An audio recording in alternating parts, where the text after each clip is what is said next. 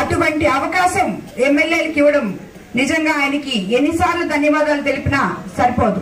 అదే విధంగా మనము ప్రతి ఒక్కటి కూడా 1వ తేదీకంతా జీతాలు రాకుండా ఎంతో మంది ఆఫీసర్లు ఉద్యోగస్తులు ఇబ్బందులు పడుతున్నారు. ఈ ప్రభుత్వం వచ్చిన తర్వాత ప్రతి ఒక్కరికి 1వ తేదీ అంతా జీతాలు అందివ్వగలుగుతున్నాం. అదేవిధంగా ఇప్పుడు డాక్రా మహిళలకు వడ్డీ లేని రుణాలు 5 లక్షల నుండి 10 లక్షలకి పెంచారు.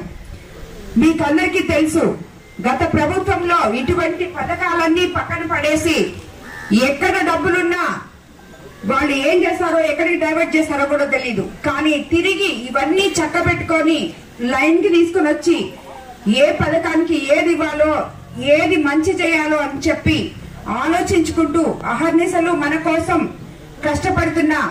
ఇప్పుడే చెప్పారు ఎంపీ గారు, ఒకే రోజు 7 మంది మినిస్టర్ల దగ్గర తిరిగారని చెప్పి. దేనికి తిరిగారు? మీకోసం. ఎందుకంటే ఆయన కేవలం ప్రజల గురించి ఆలోచిస్తారు కాబట్టి ముఖ్యమంత్రి గారు ఈ ప్రజలకి నా చేతనైనంత మంచి చేయాలి అని చెప్పి ఆయన అహర్నిశలు ఆయన వయసును మర్చిపోయి కష్టపడుతున్నారు. అదేవిధంగా మన ప్రభుత్వం రైతులకు ధాన్యం బకాయిలు 1674 కోట్ల విడుదల చేసింది. ఇది వరకు గత ప్రభుత్వంలో ఉన్న బకాయిలు ఇవి. మత్స్యకారుల ఉపాధిని దెబ్బతీసే 217 జీవోను రద్దు చేయడమైంది. దానివల్ల ఇక్కడ అందరూ చాలా హ్యాపీగా ఉన్నారని చెప్పి నాకు ఆల్రెడీ మీరందరూ చెప్పడం జరిగింది.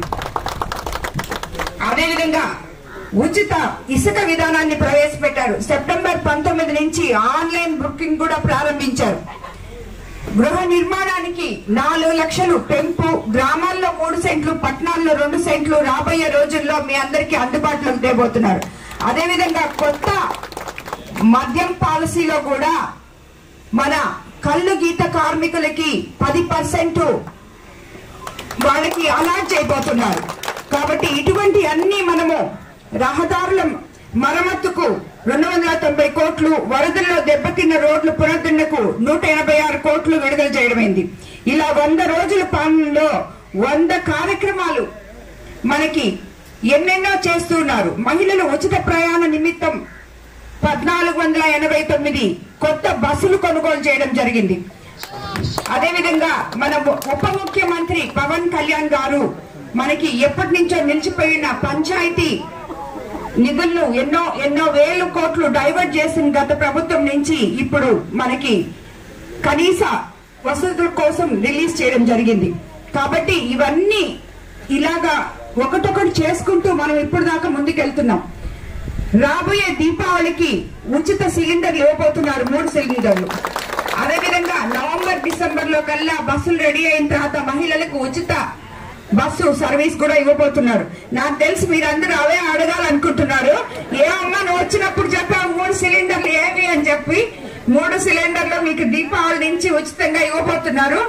కాబట్టి ఇలాంటివన్నీ మనము రాబోయే రోజుల్లో గృహ నిర్మాణాలు అయితేనేమి, ఇళ్ల స్థలాలు అయితేనేమి, డ్రైనేజ్ సిస్టమ్, రోడ్లు అన్ని ఒకటొకటి మనము చంద్రబాబు నాయుడు గారి ద్వారా మన గ్రామాలకి మౌలిక సదుపాయాలు ఏవైతే కొరవై ఉన్నాయో గత 5 సంవత్సరాల నుంచి ఒక్క తట్ట మట్టి ఎత్తకుండా మీరు వానల్లో వరదల్లో ఎలా మునిగి తేలుతున్నారో అవన్నీ సరి చేసుకోవడానికి కొంచెం టైం పడుతుంది.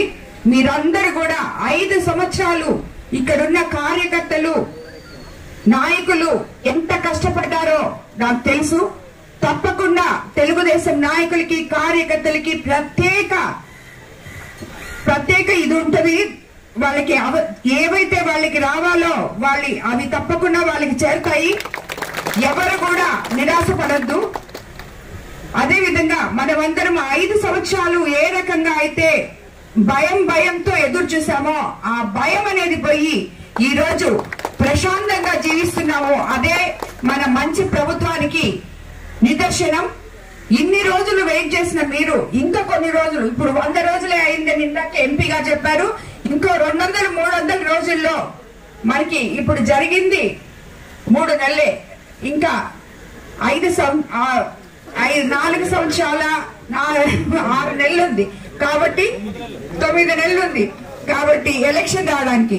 కాబట్టి ఇవన్నీ ఈ లోపల ఏమేమైతే మనం అనుకున్నామో అవన్నీ తప్పకుండా చేసుకుంటాము.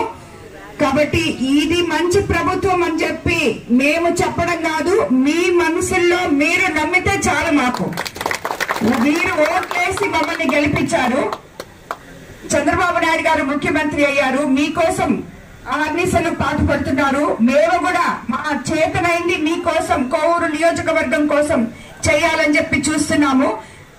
ఇది మంచి ప్రభుత్వం, ఇవి వీళ్ళు చేస్తున్నారు అనేది మీ మనసుల్లో నుంచి రావాలి. మేం చెప్పి మీటింగ్లు పెట్టి ఇలాగన్నీ కాదు, మీరు సొంతంగా మిమ్మల్ని మీరే దానికి అనుకూలంగా మార్చుకోగలగాలి.